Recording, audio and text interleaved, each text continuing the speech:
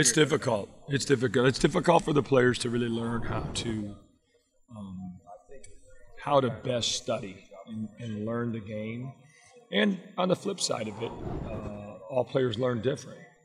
So part of the coaching job is to find out what's best for a player. A lot of players in books aren't real good. They're more visual now.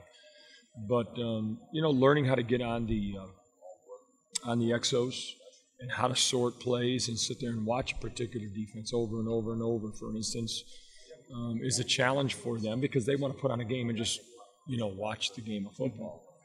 And that's not conducive to really learning. We want to test our players. A lot of players need tests. A lot of players need a lot of walkthrough. So it's quite a challenge. And as I always tell them, everything about the process that they're in, and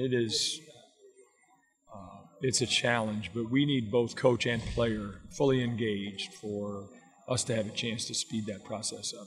Those older guys who use Cole Luke as an example, he knows our whole defense. So, he's very comfortable talking about just the secondary play, but he knows what's going on with linebackers. So, and again, we learn a lot together, so he has every opportunity to talk to a will linebacker, a dime linebacker, and do that. James Anawalu's fantastic with, the entire defense. So I feel like, they've done that. Now, can they do it consistently? We're in training camp right now, so I see it disappear here and there a little bit, and we've got to keep them fully engaged in terms of trying to help the younger guys. Well, I think I'm building confidence with this group. I think they have some advantages. It's by far our best collective group of athletes. A lot of them are young. We've got some guys that have been 2-year starters for us whose production have to pick up. They've got to be more productive in games this year. I'll find out more. When we get to Texas, those are the kinds of things that I'm looking for. Do we have enough from young guys who are talented, who give us some good depth, but really haven't played in a game yet? And, then the ability of some of the guys that have started for us in return had kind of a responsible, dependable job, and they've been good players for us. But now they've got to step it up and be productive. So to answer that, a year ago, we had a couple high production guys that I knew, we were going to get a lot of production from them. So I don't know. I'm pretty consistent how I feel each and every year going into the season. First year I didn't anticipate all the injuries. We just we had so many injuries that it was forced young players to play. But I feel better about that. If we do suffer some injury, we've got some better depth. Yeah, I think so. We had a practice out there one day where we gave up a lot of big plays again, and it was reminiscent of that. But last year the big play count, not only was it not where we needed to be, but it was big play touchdowns. We had some issues with gadgets and things, So we've got to see that, once we break from our offense. And our offense is doing, we've got a couple of hits of some of that, but we've got to make that a part of our practice daily, in respect to gadget plays and such. But I look for us to improve in that area for sure. We have to. I would say there's some competition still, at positions. I think our mark of greatness is consistency. So we've got a couple areas that still need consistency, and we'll keep them fluid each and every day and competitive, easily learnable, and quick. So if it's a particular technique, I don't want a dissertation about the technique. The player learns it in a very, simple fashion. So probably the biggest thing, because we're so multiple, is that, a high school kid that comes here, if he's got trait, the great physical trait and learning ability, we can just do so much with him. He's not going to just line up as a right end. You saw Niall's career. His freshman year he got thrown in there, and he wasn't ready to manage our defense.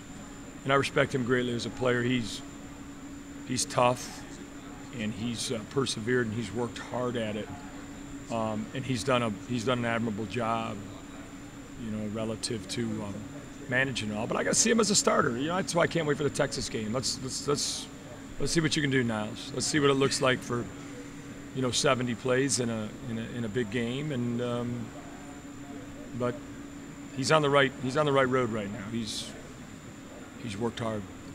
I'd say no to that. I think that's a position we just have to keep. We have to keep competitive.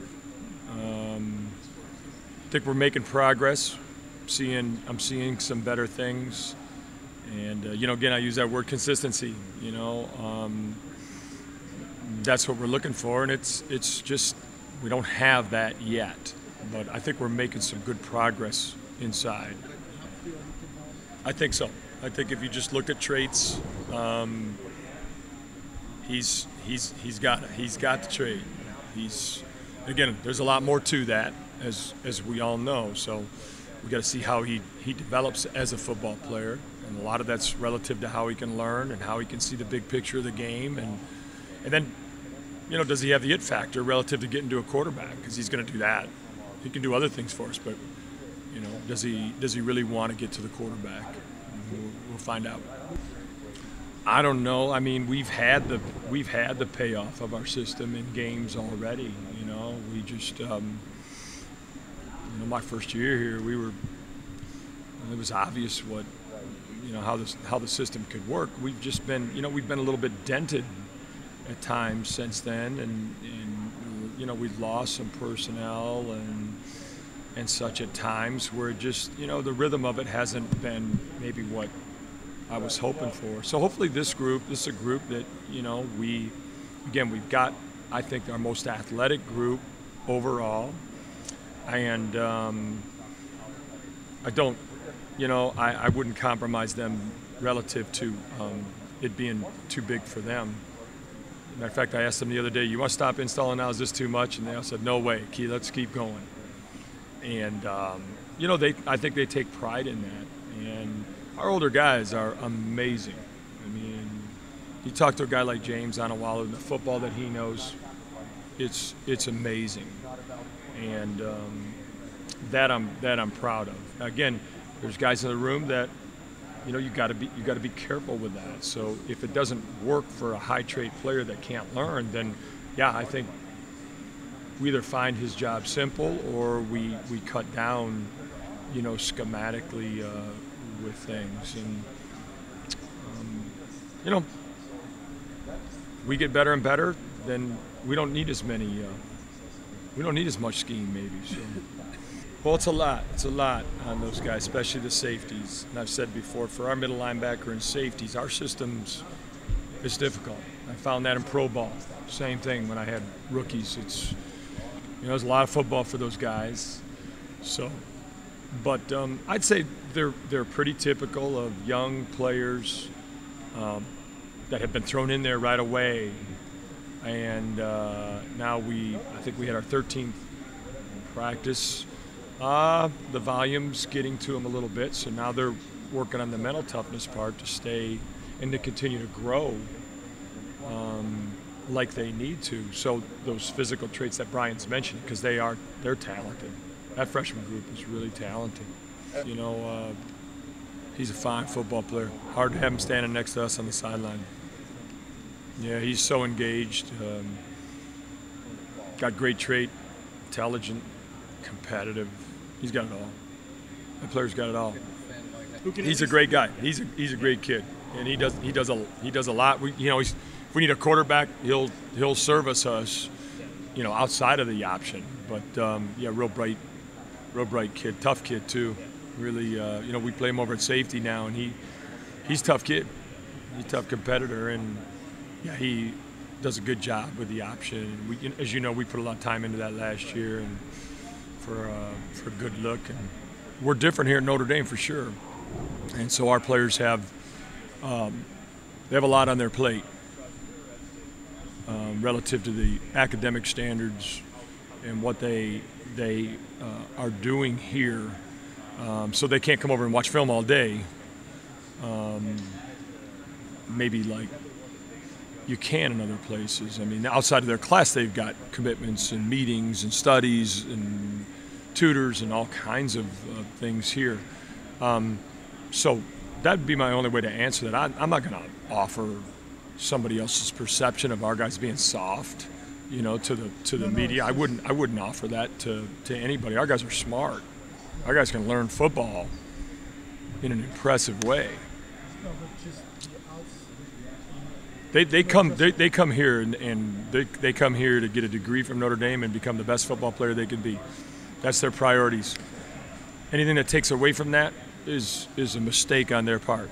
That's what I'd say about it. But their priorities here, and they know it when they come, is they're going to class and they're getting a degree from Notre Dame. So that's going to override football at times.